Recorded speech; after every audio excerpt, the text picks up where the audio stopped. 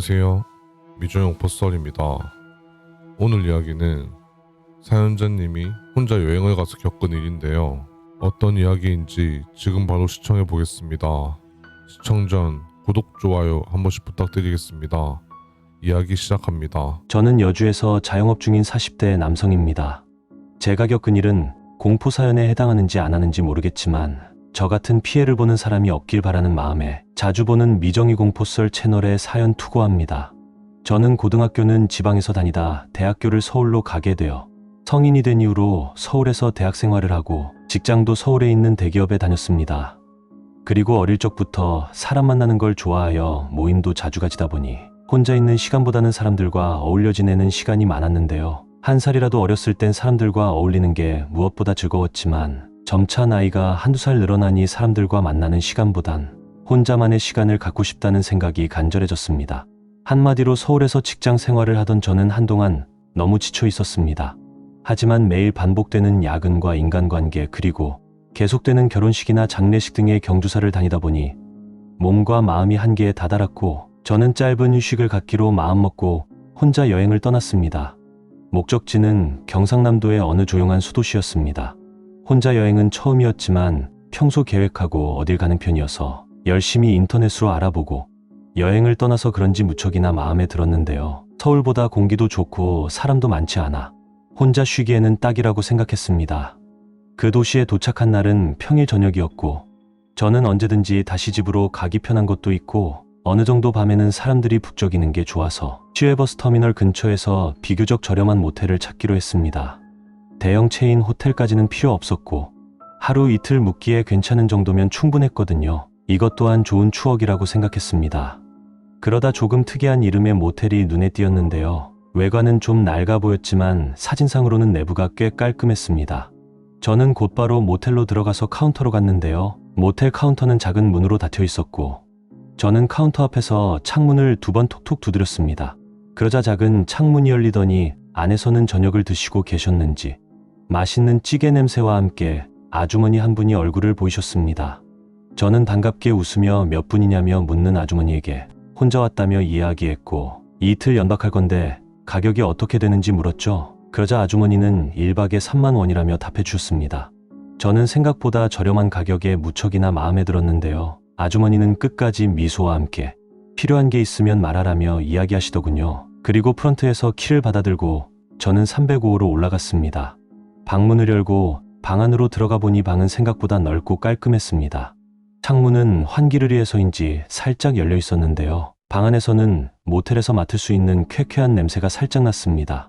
하지만 가격도 저렴하고 이 정도면 이틀 머물기엔 최적화된 장소다 생각했죠. 저는 짐을 놔두고 잠이 쏟아져 침대에 누웠습니다. 그런데 침대 옆에는 특이하게 저를 비추는 전신 거울 하나가 배치되어 있었는데요. 처음 보는 구조여서 독특하다 생각하고 잠을 청했습니다. 그리고 얼마나 잠을 잤을까 우당탕하는 소리에 잠을 깼는데요. 너무 놀라서 밖을 나가보니 어떤 남자가 제 방 앞에서 청소 도구함을 정리하며 있었습니다. 이어폰을 낀 채로 청소 도구함을 소란스럽게 정리하고 있었는데요. 청소부인가 보다 생각했는데 보통 아침에 청소를 하는 게 아닌가 속으로 생각하며 살짝 고개 숙여 인사를 하고 다시 방으로 들어왔죠. 그리곤 조금 출출하여 모텔 주변에 있는 편의점으로 가서 물과 간식거리를 들고 다시 모텔로 들어왔는데요. 모텔로 들어서자 아주머니는 문을 벌컥 여시더니 혹시 방에 다른 분도 있는 거 아닌지 물었고 2명은 돈을 더 주셔야 한다며 말하더군요. 저는 저 혼자인데요라고 이야기하니 방금 아들이 3층 복도를 청소하고 왔는데 그쪽 방 앞으로 가니 사람 2명이 있는 것 같다고 하길래 혹시 또 누구 오는 거 아니죠라며 물었고 이어서 요즘에 워낙 이상한 사람이 많아서 혹시나 싶어 확인차 물어봤다며 하더군요. 그리고 나중에 누구 오면 나는 다 알아요라며 이상한 미소를 지으며 말했습니다. 저는 나이 30에 누굴 데려오나 살짝 당황스럽긴 했지만 TV를 틀어놔서 2명이 있다고 느꼈을 수도 있겠다며 좋게 생각하고 방으로 들어갔습니다. 방으로 들어와서 편의점에서 산 음식들을 탁자 위에 올려두고 TV를 켰는데 갑자기 뭔가 이상하다는 느낌이 들었는데요. 분명히 방에 들어올 때 열려있던 창문이 어느새 닫혀 있는 겁니다. 저는 아주머니가 방에 저 이외에 사람이 있냐고 물어봤던 게 아까 제 방 앞에 서 있던 청소하는 아들분이 제가 자고 있을 때 진짜 나 말고 다른 누군가의 소리를 들은 건가 했고 순간 머릿속에 온갖 이상한 생각들이 가득 찼습니다. 그래서 방 이곳저곳을 돌아다니며 저 이외에 사람이 있는 건가 찾으며 돌아다녔고 사람이 숨을 만한 공간은 보이지 않았습니다. 그런데 뭔가 사람이 웃는 듯한 소리가 자그맣게 들리더군요. 저는 황급히 방문을 열고 밖으로 나가보았습니다. 놀라기도 했고 정체를 알아야 덜 무서울 것 같아서 문을 열고 밖을 바라보았지만 밖에는 빨간 카페트가 깔려 있었고 정적만 가득했습니다. 저는 내가 예민한 건가 하며 문을 닫은 뒤 잠궜고 문이 잠겼는지 두세 번 확인했습니다. 그리고 방에 들어가 사온 음식을 먹고 있는데 침대 위에서 음식을 먹고 있는데 저를 바라보고 있는 벽에 붙은 전신 거울에 비친 제 모습이 너무나도 이상하게 느껴졌습니다. 저는 계속 거울을 신경 쓰며 음식을 먹었고 잠을 잘 때도 거울에 비친 제 모습을 보지 않으려고 노력하며 반대쪽으로 누워 잠을 청했습니다. 일어나 보니 다음날 아침이었습니다. 저는 아침에 보러 갈 곳을 계획해둔 상태여서 일어나 샤워를 하고 나왔을 때였습니다. 화장대 위에 놓여있던 제 속옷이 땅바닥에 떨어져 있는 겁니다. 바람이 부는 것도 아니고 화장대 위에 올려두었는데 누가 고의로 이렇게 하지 않으면 절대 이럴 수가 없었죠. 그냥 넘기려 했지만 기분이 찝찝했습니다. 이런 느낌은 살면서 한 번도 느껴본 적이 없었고 서울집에서 혼자 살면서도 느낀 적 없었는데 말이죠. 저는 도저히 이 방에서 있지 못하겠다는 생각을 했는데요. 대충 옷을 입고 1층으로 내려가니 어제 봤던 모텔 주인 아들이 있었고 저는 방을 좀 바꿔주셨으면 좋겠다 이야기했습니다. 그러자 모텔 주인 아들은 연락하기로 하셔서 방을 옮기는 거 자체가 불가능하다며 했는데요. 저는 지금 대낮인데 추가 요금을 드리겠다며 이야기를 하여도 절대로 바꿔줄 수 없다며 신경질적으로 말했습니다. 그리고 혹시 뭐 불편한 점 있었냐? 어제 2명이서 자는 것 같던데라며 말했는데요. 저는 뭔가 낌새가 꺼림칙하여 혼자 있었는데 왜 자꾸 2명이서 있었다고 하냐 말했고 방 침대가 너무 불편하다며 했죠. 그러자 모텔 주인 아들은 저를 보고서는 피식웃더니 정 싫으면 다른 모텔로 가라며 이야기했고 저는 기분이 상당히 더러웠지만 여기서 다른 방을 구하러 가는 게 솔직히 아까워서 더 이상 말을 하면 싸울 것 같아 여행 온 기분을 망치지 않으려고 참으며 다시 방으로 올라갔습니다.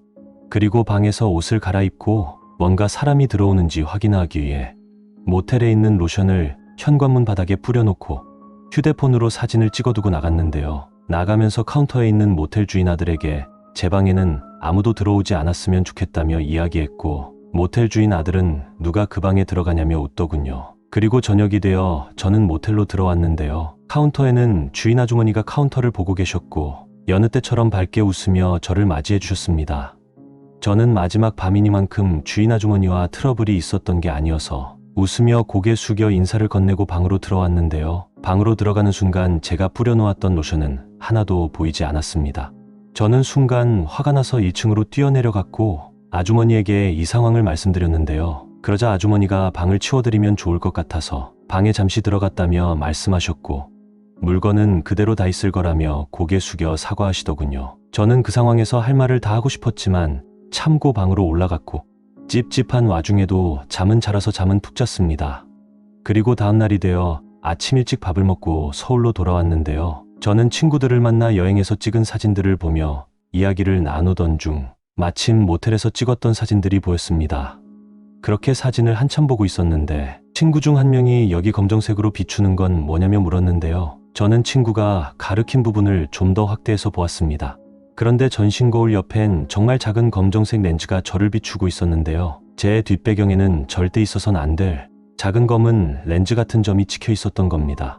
저는 기분이 너무 더럽고 찝찝하여서 곧바로 해당 지역 경찰서로 향했습니다.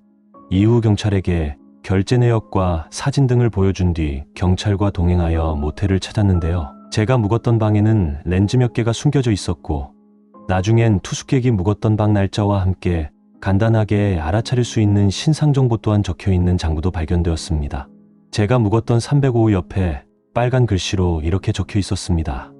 예민함 주의, 움직임 있음, 2박 3일 촬영 중. 그리고 모텔 주인 아주머니와 아들은 체포되었고 경찰 조사 결과 몇 개의 방은 모텔 직원 아들이 불법 촬영을 위해 개조해 놓은 장소였던 겁니다. 벽 뒤 공간은 방음 처리까지 되어 있었고 몇 달간 수많은 피해자들이 촬영당했으며 영상 일부는 인터넷에 유포될 뻔했습니다. 다행히 촬영본은 아직 유포되지 않았고 노트북과 휴대폰에서 바로 삭제할 수 있었습니다. 하지만 그 이후로 저는 어디서든 마음 편히 잠을 잘 수가 없습니다. 모텔이나 호텔도 믿을 수가 없어 절대 가지 않게 됐고요. 그냥 평범하게 쉬고 싶었을 뿐인데 말이죠. 혹시 이 이야기를 보시는 분들 중 혼자 여행을 계획 중이라면 꼭 조심하시길 바랍니다. 특히 전신 거울의 위치나 방 내부의 구조, 그리고 누군가의 시선 같은 사소한 느낌이라도 절대 무시하지 마시길 바라며 내용 마치겠습니다. 오늘 이야기 어떠셨나요? 재미있었다면 비공개 영상을 볼 수 있는 멤버십 가입 한 번씩 부탁드리겠습니다. 감사합니다.